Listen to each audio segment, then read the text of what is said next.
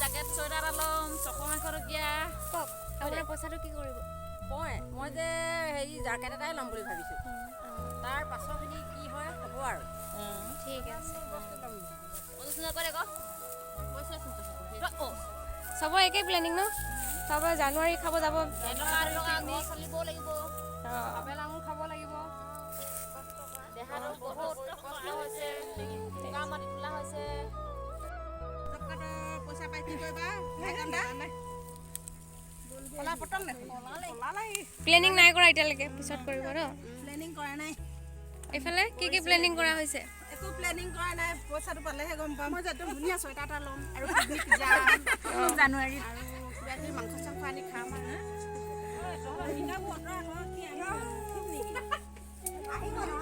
এইফালে কমেণ্ট আমি কি কৰিম বাৰু? পিকনিক যাম ন?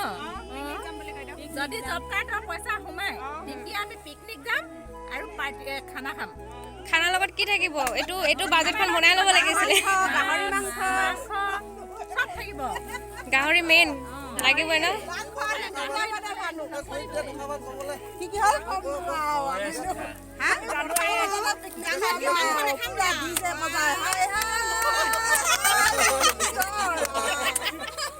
জানুৱাৰী আহি আছে, পথাৰৰ মাজত পুৰা পিকনিক খাম আমি।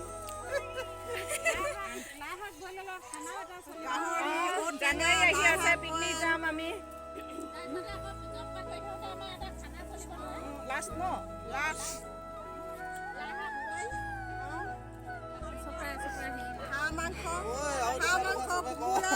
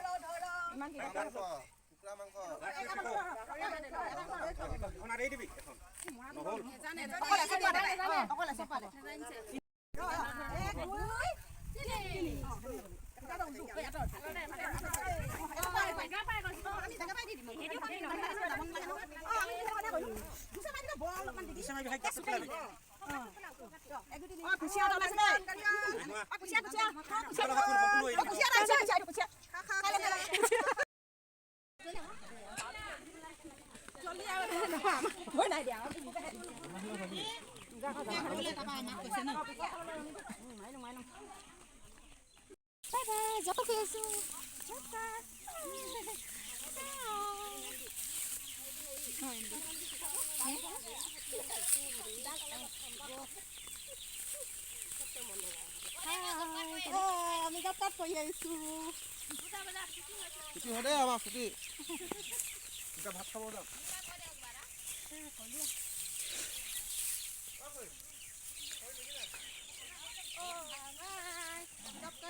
আমাক ছুটি দিলে, এতিয়া আমি ঘৰলৈ যাওঁ।